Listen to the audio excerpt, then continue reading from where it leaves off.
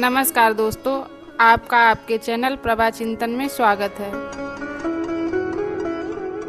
कभी कभी कुछ कहानियाँ हमारे जिंदगी का आईना बन जाती है।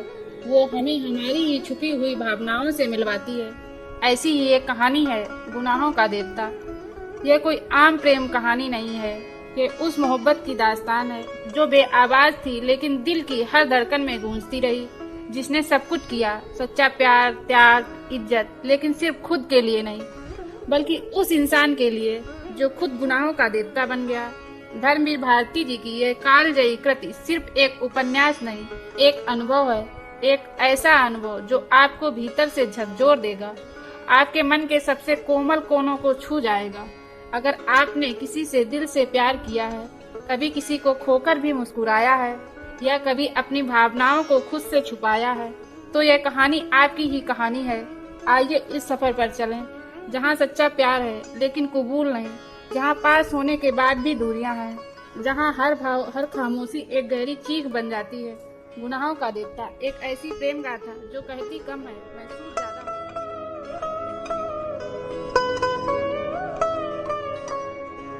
अगर पुराने जमाने के नगर देवता की और ग्राम देवता की कल्पनाएं आज भी मान्य होती, तो मैं कहता कि इलाहाबाद का नगर देवता जरूर कोई रोमांटिक कलाकार है। ऐसा लगता है कि इस शहर की बनावट, गठन, जिंदगी और रहन सहन में कोई बंधे बंधाए नियम नहीं, कहीं कोई कसाव नहीं। हर जगह एक स्वच्छंद खुलाव, एक बिखरी हुई सी अनियमितता। बनारस की गलियों से भी पतली गलियां और लखनऊ की सड़कों से चौड़ी सड़कें, यॉर्कशायर और ब्राइटन के उपनगरों का मुकाबला करने वाले सिविल लाइंस और दलदलों की गंदगी को मात करने वाले मोहल्ले। मौसम में भी कहीं कोई सम नहीं, कोई संतुलन नहीं। सुबह मलजई, दोपहरे अंगारी, तो शामें रेशमी। धरती ऐसी कि सहारा के रेगिस्तान की तरह बालू भी मिले, मालवा की तरह हरे भरे खेत भी मिले और ऊसर और परती की भी कहीं कमी नहीं। सचमुच लगता है कि प्रयाग का नगर देवता स्वर्ग कुंजों से निर्वासित कोई मनमौजी कलाकार है, जिसके सृजन में हर रंग के डोरे हैं। और चाहे जो हो, मगर इधर क्वार कार्तिक तथा उधर बसंत के बाद और होली के बीच मौसम से इलाहाबाद का वातावरण नैस्टेर्सियम और पैंजी के फूलों से भी ज्यादा खूबसूरत और आम के बौरों की खुशबू से ज्यादा महकदार होता है। गंगा तट हो या खुसरो बाग, लगता है कि हवा एक नटखट दोसिजा की तरह कलियों के आंचल और लहरों के मिजाज से छेड़खानी करती चलती है। और अगर आप सर्दी से बहुत नहीं डरते, तो आप जरा एक ओवरकोट डालकर सुबह घूमने निकल जाएं, तो इन खुली हुई जगहों की फिजा इठलाकर आपको अपने जादू में बांध लेगी। खास तौर से पौ फटने से पहले तो आपको एक बिल्कुल नई अनुभूति होगी। बसंत के नए नए मौसमी फूलों के रंग से मुकाबला करने वाली हल्की सुनहली बाल सूर्य की अंगुलियां सुबह की राजकुमारी के गुलाबी बच्च पर बिखरे हुए भौराले गेसुओं को धीरे धीरे हटाती जाती हैं और क्षितिज पर सुनहली तरुड़ाई बिखर जाती है। एक ऐसी ही खुशनुमा सुबह थी, और जिसकी कहानी मैं कहने जा रहा हूँ वह सुबह से भी ज्यादा मासूम, प्रभाती गाकर फूलों को जगाने वाले देवदूत की तरह अल्फ्रेड पार्क के लान पर फूलों की सरजमी के किनारे किनारे घूम रहा था। कत्थई स्वीटपी के रंग का पश्मीने का लंबा कोट, जिसका एक कॉलर उठा हुआ था और दूसरे कॉलर में सरों की एक पत्ती बटन होल में लटकी हुई थी। सफेद मक्खन की जीन की पतली पैंट और पैरों में सफेद जरी की पेशावरी सैंडलें और ऊंचे चमकते हुए माथे पर झूलती हुई एक रूखी भूरी लठ। चलते चलते उसने एक रंग बिरंगा गुच्छा इकट्ठा कर लिया था और रह रह कर वह उसे सूंघ लेता था। पूरब के आसमान की गुलाबी पंखुड़ियां बिखरने लगी थी और सुनहली पराग की एक बौछार सुबह के ताजे फूलों पर बिछ रही थी। अरे सुबह हो गई, उसने चौंक कर कहा और पास की एक बेंच पर बैठ गया। सामने से एक माली आ रहा था। क्यों जी, लाइब्रेरी खुल गई? अभी नहीं बाबूजी, उसने जवाब दिया। वह फिर संतोष से बैठ गया और फूलों की पंखुड़ियां नोचकर नीचे फेंकने लगा। जमीन पर बिछाने वाली सोने की चादर परतों पर परतें बिछाती जा रही थी और पेड़ों की छायाओं का रंग गहराने लगा था। उसी बेंच के नीचे फूलों की चुनी हुई पत्तियां बिखरी थीं और अब उसके पास सिर्फ एक फूल बाकी रह गया था। हल्के फलसाई रंग के उस फूल पर गहरे बैंगनी डोरे थे। हेलो कपूर, सहसा किसी ने पीछे से कंधे पर हाथ रखकर कहा। यहाँ क्या कर रहे हो सुबह सुबह? उसने पीछे मुड़कर देखा। आओ ठाकुर साहब, बैठो। यार, लाइब्रेरी खुलने का इंतजार कर रहा हूँ। क्यों, यूनिवर्सिटी लाइब्रेरी चाट डाली? अब इसे तो शरीफ लोगों के लिए छोड़ दो। हाँ हाँ, शरीफ लोगों के लिए ही छोड़ रहा हूँ। डॉक्टर शुक्ला की लड़की है ना, वह इसकी मेंबर बनना चाहती थी तो मुझे आना पड़ा। उसी का इंतजार भी कर रहा हूँ। डॉक्टर शुक्ला जो पॉलिटिक्स डिपार्टमेंट में है? नहीं, गवर्नमेंट साइकोलॉजिकल ब्यूरो में। और तुम पॉलिटिक्स में रिसर्च कर रहे हो? नहीं, इकोनॉमिक्स में। बहुत अच्छे। उनकी लड़की को सदस्य बनवाने आए हो? कुछ अजब स्वर में ठाकुर ने कहा। छी, कपूर ने हंसते हुए कुछ अपने को बचाते हुए कहा। यार, तुम जानते हो कि मेरा उनसे कितना घरेलू संबंध है। जब से मैं प्रयाग में हूँ उन्हीं के सहारे हूँ और आजकल तो उन्हीं के यहाँ लिखता पढ़ता भी हूँ। ठाकुर साहब हंस पड़े। अरे भाई, मैं डॉक्टर शुक्ला को जानता नहीं क्या? उनका सा भला आदमी मिलना मुश्किल है। तुम सफाई व्यर्थ में दे रहे हो। ठाकुर साहब यूनिवर्सिटी के उन विद्यार्थियों में से थे जो बराए नाम विद्यार्थी होते हैं और कब तक वे यूनिवर्सिटी को सुशोभित करते रहेंगे इसका कोई निश्चय नहीं। एक अच्छे खासे रुपए वाले व्यक्ति थे और घर के तालुकेदार, हंसमुख, फप्तियाँ कसने में मजा लेने वाले, मगर दिल के साफ, निगाह के सच्चे। बोले, एक बात तो मैं स्वीकार करता हूँ कि तुम्हारी पढ़ाई का सारा श्रेय डॉक्टर शुक्ला को है। तुम्हारे घर वाले तो कुछ खर्चा भेजते नहीं।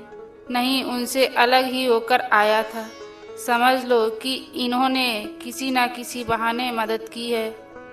अच्छा आओ, तब तक लोटस पॉन्ड तक ही घूम लें, फिर लाइब्रेरी भी खुल जाएगी। दोनों उठकर एक कृत्रिम सरोवर की ओर चल दिए जो पास में ही बना हुआ था। सीढ़ियाँ चढ़कर ही उन्होंने देखा कि एक सज्जन किनारे बैठे कमलों की ओर एकटक देखते हुए ध्यान में तल्लीन है। छिपकली से दुबले पतले बालों की एक लट माथे पर चूमती हुई। कोई प्रेमी है या कोई फिलासफर? नहीं यार, दोनों से निष्कष्ट कोटि के जीव हैं। ये कवि हैं, मैं इन्हें जानता हूँ। ये रविंद्र बिसरिया हैं, यमे में पढ़ता है। आओ मिलाएं तुम्हें। ठाकुर साहब ने एक बड़ा सा घास का तिनका तोड़कर पीछे से चुपके से जाकर उनकी गर्दन गुदगुदाई। बिसरिया चौंक उठा, पीछे मुड़कर देखा और बिगड़ गया। यह क्या बदतमीजी है ठाकुर साहब? मैं कितने गंभीर विचारों में डूबा हुआ था। और सहसा बड़े विचित्र स्वर में आंखें बंद कर बिसरिया बोला, आह कैसा मनोरम प्रभात है। मेरी आत्मा में घोर अनुभूति हो रही थी। कपूर बिसरिया की मुद्रा पर ठाकुर साहब की ओर देखकर मुस्कुराया और इशारे में बोला, है यार सगल की चीज, छोड़ो जरा। ठाकुर साहब ने तिनका फेंक दिया और बोले, माफ करना भाई बिसरिया, बात यह है कि हम लोग कभी तो नहीं हैं, इसलिए समझ नहीं पाते। क्या सोच रहे थे तुम? बिसरिया ने आंखें खोली और एक गहरी सांस लेकर बोला, मैं सोच रहा था कि आखिर प्रेम क्या होता है, क्यों होता है, कविता क्यों लिखी जाती है, फिर कविता के संग्रह उतने क्यों नहीं बिकते जितने उपन्यास या कहानी संग्रह। बात तो गंभीर है, कपूर बोला। जहाँ तक मैंने समझा और पढ़ा है, प्रेम एक तरह की बीमारी होती है, मानसिक बीमारी, जो मौसम बदलने के दिनों में होती है, मसलन कुंवार कार्तिक या फागुन चैत। उसका संबंध रीढ़ की हड्डी से होता है और कविता एक तरह का सन्नपात होता है। मेरा मतलब आप समझ रहे हैं मिस्टर सिबरिया? नहीं बिसरिया, ठाकुर साहब ने टोका। बिसरिया ने कुछ उलझत, कुछ परेशानी और कुछ गुस्से से उनकी ओर देखा और बोला, क्षमा कीजिएगा, आप या तो फ्रॉडवादी हैं या प्रगतिवादी और आपके विचार सर्वदा विदेशी हैं। मैं इस तरह के विचारों से घृणा करता हूँ। कपूर कुछ जवाब देने ही वाला था कि ठाकुर साहब बोले, अरे भाई बेकार उलझ गए तुम लोग, पहले परिचय तो कर लो आपस में। ये हैं श्री चंद्र कुमार, कपूर विश्वविद्यालय में रिसर्च कर रहे हैं, और आप हैं श्री रविंद्र बिसरिया, इस वर्ष एमए में बैठ रहे हैं, बहुत अच्छे कवि हैं। कपूर ने हाथ मिलाया और फिर गंभीरता से बोला, क्यों साहब, आपको दुनिया में और कोई काम नहीं रहा जो आप कविता करते हैं? बिसरिया ने ठाकुर साहब की ओर देखा और बोला, ठाकुर साहब, यह मेरा अपमान है, मैं इस तरह के सवालों का आदी नहीं हूँ। और उठ खड़ा हुआ। अरे बैठो बैठो, ठाकुर साहब ने हाथ खींचकर बिठा लिया। देखो कपूर का मतलब तुम समझे नहीं। उनका कहना यह है कि तुम में इतनी प्रतिभा है कि लोग तुम्हारी प्रतिभा का आदर करना नहीं जानते, इसलिए उन्होंने सहानुभूति में तुमसे कहा कि तुम और कोई काम क्यों नहीं करते, वरना कपूर साहब तुम्हारी कविता के बहुत शौकीन हैं, मुझसे बराबर तारीफ करते हैं। बिसरिया पिघल गया और बोला, क्षमा कीजिएगा, मैं गलत समझा। अब मेरा कविता संग्रह छप रहा है और आपको अवश्य भेंट करूंगा। और फिर बिसरिया ठाकुर साहब की ओर मुड़कर बोला, आप लोग मेरी कविताओं की इतनी मांग करते हैं कि मैं परेशान हो गया हूँ। अभी कल त्रिवेणी के संपादक मिले, कहने लगे अपना चित्र दे दो। मैंने कहा कि कोई चित्र नहीं है, तो पीछे पड़ गए। आखिरकार मैंने आइडेंटिटी कार्ड उठाकर दे दिया। वह कपूर बोला, मान गए आपको हम। आप तो राष्ट्रीय कविताएं लिखते हैं या प्रेम की, जब जैसा अवसर हो। ठाकुर साहब ने जड़ दिया, वैसे तो यह बार फ्राड या कवि सम्मेलन शराबबादी कॉन्फ्रेंस या कवि सम्मेलन शादी ब्याह या कवि सम्मेलन साहित्य सम्मेलन का कवि सम्मेलन सभी जगह बुलाए जाते हैं। बड़ा यश है इनका। बिसरिया ने प्रशंसा से मुग्ध होकर देखा, मगर फिर एक गर्व का भाव मुंह पर लाकर गंभीर हो गया। ठाकुर थोड़ी देर चुप रहा, फिर बोला, तो कुछ हम लोगों को भी सुनाइए ना। अभी तो मूड नहीं है, बिसरिया बोला। ठाकुर साहब बिसरिया को पिछले 5 सालों से जानते थे। वे अच्छी तरह जानते थे कि बिसरिया किस समय और कैसे कविता सुनाता है। अंततः बोले, ऐसे नहीं कपूर, आज शाम को आओ, जरा गंगा जी चलें, कुछ बोटिंग रहे, कुछ खाना पीना रहे, तब कविता भी सुनना। कपूर को बोटिंग का बेहद शौक था, फौरन राजी हो गया और शाम का विस्तृत कार्यक्रम बन गया। इतने में एक कार उधर से लाइब्रेरी की ओर गुजरी। कपूर ने देखा और बोला, अच्छा ठाकुर साहब, मुझे तो इजाज़त दीजिए, अब चलूं लाइब्रेरी में। वो लोग आ गए हैं, आप कहाँ चल रहे हैं? मैं जरा जिम खाने की ओर जा रहा हूँ। अच्छा भाई, तो शाम को पक्की रही? बिल्कुल पक्की, कपूर बोला और चल दिया। लाइब्रेरी के पोर्टिको में कार रुकी थी और उसके अंदर ही डॉक्टर साहब की लड़की बैठी थी। क्यों सुधा, अंदर क्यों बैठी हो? तुम्हें ही देख रही थी चंदर। और वह उतर आई। दुबली पतली नाटी सी साधारण सी लड़की, बहुत सुंदर नहीं, केवल सुंदर, लेकिन बातचीत में बहुत दुलारी। चलो अंदर चलो, चंदर ने कहा। वह आगे बढ़ी, फिर ठिठक गई और बोली, चंदर, एक आदमी को 4 किताबें मिलती हैं। हाँ क्यों? तो उसने बड़े भोलेपन से मुस्कुराते हुए कहा, तो तुम अपने नाम से मेंबर बन जाओ और 2 किताबें हमें दे दिया करना, बस, ज़्यादा का हम क्या करेंगे? नहीं, चंदर हंसा, तुम्हारा तो दिमाग खराब है, खुद क्यों नहीं बनती मेंबर? नहीं, हमें शर्म लगती है, तुम बन जाओ मेंबर हमारी जगह पर। पगली कहेगी।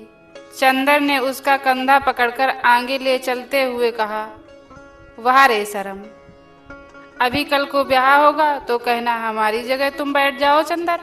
कॉलेज में पहुंच गई लड़की, अभी इसकी शर्म नहीं छूटी, चल अंदर।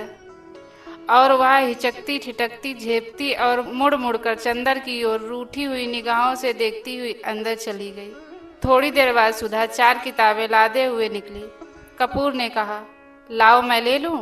तो बांस की पतली टहनी की तरह ललकार कर बोली, सदस्य मैं हूँ, तुम्हें क्यों दे दूं किताबें? और जाकर कार के अंदर किताबें पटक दी। फिर बोली, आओ बैठो चंदर, मैं अब घर जाऊंगा, यह देखो।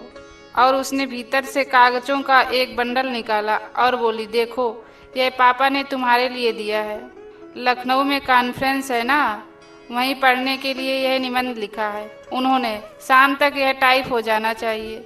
जहाँ संख्याएं हैं वहाँ खुद आपको बैठकर बोलना है। और पापा सुबह से ही कहीं गए हैं, समझे जनाब? उसने बिल्कुल अल्हड़ बच्चों की तरह गर्दन हिलाकर शोक स्वर में कहा। कपूर ने बंडल ले लिया और कुछ सोचता हुआ बोला, लेकिन डॉक्टर साहब का हस्तलेख पृष्ठ शाम तक कौन टाइप कर देगा? इसका भी इंतजाम है।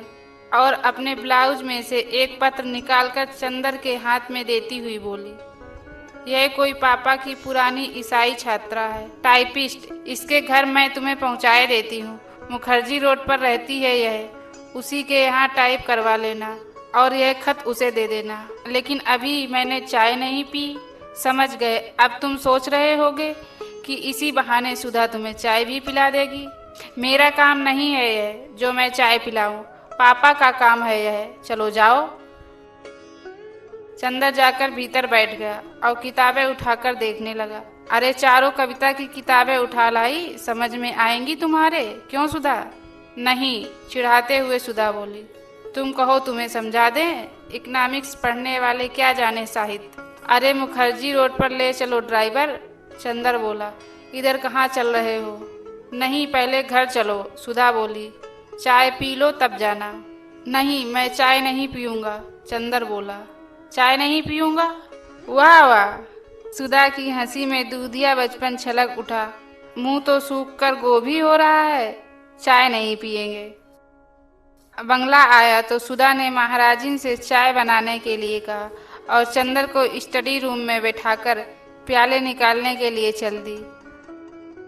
वैसे तो यह घर परिवार चंद्र कपूर का अपना हो चुका था। जब से वह अपनी माँ से झगड़कर प्रयाग भाग आया था पढ़ने के लिए, यहाँ आकर बीए में भर्ती हुआ था और कम खर्च के ख्याल से चौक में एक कमरा लेकर रहता था। तभी डॉक्टर शुक्ला उसके सीनियर टीचर थे और उसकी परिस्थितियों से अवगत थे। चंदर की अंग्रेजी बहुत अच्छी थी और डॉक्टर शुक्ला उससे अक्सर छोटे छोटे लेख लिखवाकर पत्रिकाओं में भिजवाते थे। उन्होंने कई पत्रों के आर्थिक स्तंभ का काम चंदर को दिलवा दिया था और उसके बाद चंदर के लिए डॉक्टर शुक्ला का स्थान अपने संरक्षक और पिता से भी ज्यादा हो गया था। चंदर शर्मीला लड़का था, बेहद शर्मीला। कभी उसने यूनिवर्सिटी के वजीफे के लिए भी कोशिश ना की थी, लेकिन जब बीए में वह सारी यूनिवर्सिटी में सर्वप्रथम आया, तब स्वयं इकोनॉमिक्स विभाग ने उसे यूनिवर्सिटी के आर्थिक प्रकाशनों का वैनैतिक संपादक बना दिया था। एमए में भी वह सर्वप्रथम आया और इसके बाद उसने रिसर्च ले ली। उसके बाद डॉक्टर शुक्ला यूनिवर्सिटी से हटकर ब्यूरो में चले गए थे। अगर सच पूछा जाए तो उसके सारे करियर का श्रेय डॉक्टर शुक्ला को था, जिन्होंने हमेशा उसकी हिम्मत बढ़ाई और उसको अपने लड़के से बढ़कर माना। अपनी सारी मदद के बावजूद डॉक्टर शुक्ला ने उससे इतना अपनापन बनाए रखा कि धीरे धीरे चंदर सारी गैरियत खो बैठा। यह उसे खुद नहीं मालूम। यह बंगला, इसके कमरे, इसके लॉन, इसकी किताबें, इसके निवासी, सभी कुछ जैसे उसके अपने थे और सभी का उससे जाने कितने जन्मों का संबंध था। और यह नन्ही दुबली पतली रंगीन चंद्र किरण सी सुधा, जब आज से वर्षों पहले ये 7वीं पास करके अपनी बुआ के पास से यहाँ आई थी, तब से लेकर आज तक कैसे वह भी चंदर की अपनी होती गई थी, इसे चंदर खुद नहीं जानता था। जब वह आई थी तब वह बहुत शर्मीली थी, बहुत भोली थी। 8वीं में पढ़ने के बावजूद वह खाना खाते वक्त रोती थी, मचलती थी। वह अपनी कॉपी फाड़ डालती थी और जब तक डॉक्टर साहब उसे गोद में बिठाकर नहीं मनाते थे, वह स्कूल नहीं जाती थी। 3 बरस की अवस्था में ही उसकी माँ चल बसी थी और 10 साल तक वह अपनी बुआ के पास एक गांव में रही थी। अब 13 वर्ष की होने पर गांव वालों ने उसकी शादी पर जोर देना और शादी ना होने पर गांव की औरतों ने हाथ नचाना और मुंह मटकाना शुरू किया, तो डॉक्टर साहब ने उसे इलाहाबाद बुलाकर 8वीं में भर्ती करा दिया। जब वह आई थी तो आधी जंगली थी। तरकारी में घी कम होने पर वह महाराजिन का चौका जूठा कर देती थी और रात में फूल तोड़कर ना लाने पर अक्सर उसने माली को दांत भी काट खाया था। चंदर से जरूर वह बेहद डरती थी, पर ना जाने क्यों चंदर भी उससे नहीं बोलता था। लेकिन जब 2 साल तक उसके ये उपद्रव जारी रहे और अक्सर डॉक्टर साहब गुस्से के मारे उसे ना साथ खिलाते थे और ना उससे बोलते थे, तो वह रो रो कर सर पटक पटक कर अपनी जान आधी कर देती थी। तब अक्सर चंदर ने पिता और पुत्री का समझौता कराया था।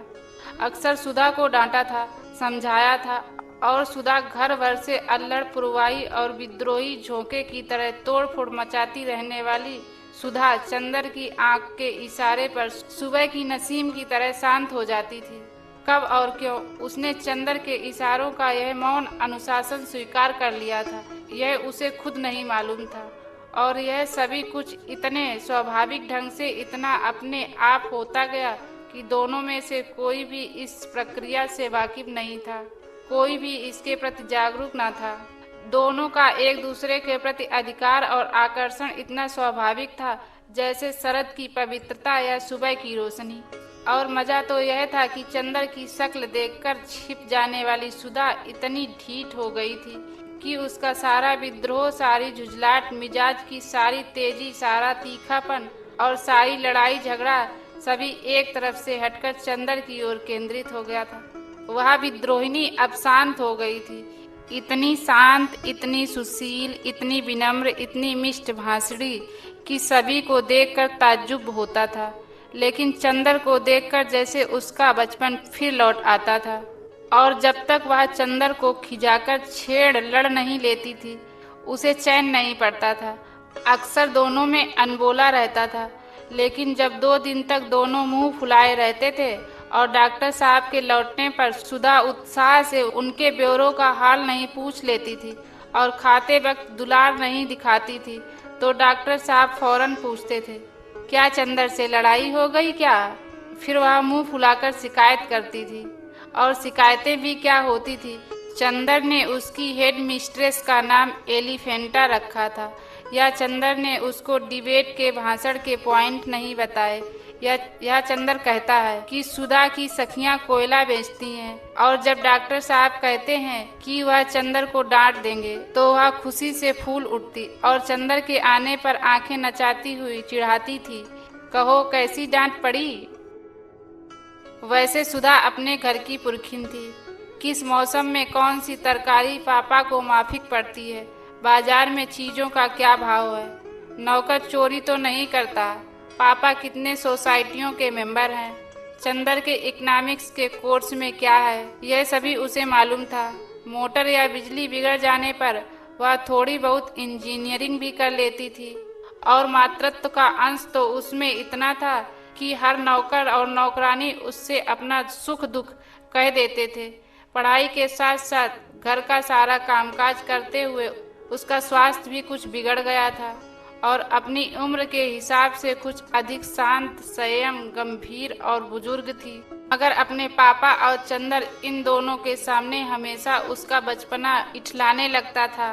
दोनों के सामने उसका हृदय उन्मुक्त था और स्नेह बाधाहीन। लेकिन हाँ, एक बात थी, उसे जितना स्नेह और स्नेह भरी फटकारें और स्वास्थ्य के प्रति चिंता अपने पापा से मिलती थी, वह सब बड़े निस्वार्थ भाव से वह चंदर को दे डालती थी। खाने पीने की जितनी परवाह उसके पापा उसकी रखते थे, ना खाने पर या कम खाने पर उसे जितने दुलार से फटकारते थे, उतना ही ख्याल वह चंदर का रखती थी। और स्वास्थ्य के लिए जो उपदेश उसे पापा से मिलते थे, उसे भी स्नेह से पाक कर वह चंदर को दे डालती थी। चंदर कै बजे खाना खाता है, यहाँ से जाकर घर पर कितनी देर पड़ता है, रात को सोते वक्त दूध पीता है या नहीं, इन सब का लेखा जोखा उसे सुधा को देना पड़ता। और जब कभी उसके खाने पीने में कोई कमी रह जाती तो उसे सुधा की डांट खानी पड़ती थी। पापा के लिए सुधा अभी बच्ची थी और स्वास्थ्य के मामले में सुधा के लिए चंदर अभी बच्चा था। और कभी कभी तो सुधा की स्वास्थ्य चिंता इतनी ज़्यादा हो जाती थी कि चंदर बेचारा, जो खुद तंदुरुस्त था, घबरा उठता था। एक बार सुधा ने कमाल कर दिया। उसकी तबीयत खराब हुई और डॉक्टर ने उसे लड़कियों का एक टॉनिक पीने के लिए बताया। इम्तिहान में जब चंदर कुछ दुबला सा हो गया तो सुधा अपनी बची हुई दवा ले आई और लगी चंदर से जिद करने कि पियो इसे। जब चंदर ने किसी अखबार में उसका विज्ञापन दिखाकर बताया कि लड़कियों के लिए है, तब कहीं जाकर उसकी जान बची। इसलिए जब आज सुधा ने चाय के लिए कहा तो उसकी रूह कांप गई, क्योंकि जब कभी सुधा चाय बनाती थी तो प्याले के मुंह तक दूध भरकर उसमें 2-3 चम्मच चाय का पानी डाल देती थी, और अगर उसने ज़्यादा स्ट्रांग चाय की मांग की तो उसे खालिस दूध पीना पड़ता था, और चाय के साथ फल और मेवा और खुदा जाने क्या क्या। और इसके बाद सुधा का इसरार ना खाने पर सुधा का गुस्सा और इसके बाद की लंबी चौड़ी मनुहार, इस सबसे चंदर बहुत घबराता था। लेकिन जब सुधा उसे स्टडी रूम में बिठाकर जल्दी से चाय बना लाई तो उसे मजबूर होना पड़ा, और बैठे बैठे निहायत बेबसी से उसने देखा कि सुधा ने प्याले में दूध डाला और उसके बाद थोड़ी सी चाय डाल दी। उसके बाद अपने प्याले में चाय डालकर और 2 चम्मच दूध डालकर आप ठाठ से पीने लगे, और बेतकल्लुफी से दूधिया चाय का प्याला चंदर के सामने खिसकाकर बोली, पीजिए, नाश्ता आ रहा है। चंदर ने प्याले को अपने सामने रखा और उसे चारों तरफ घुमाकर देखता रहा कि किस तरफ से उसे चाय का अंश मिल सकता है। जब सभी ओर से प्याले में क्षीर सागर नजर आया तो उसने हारकर प्याला रख दिया।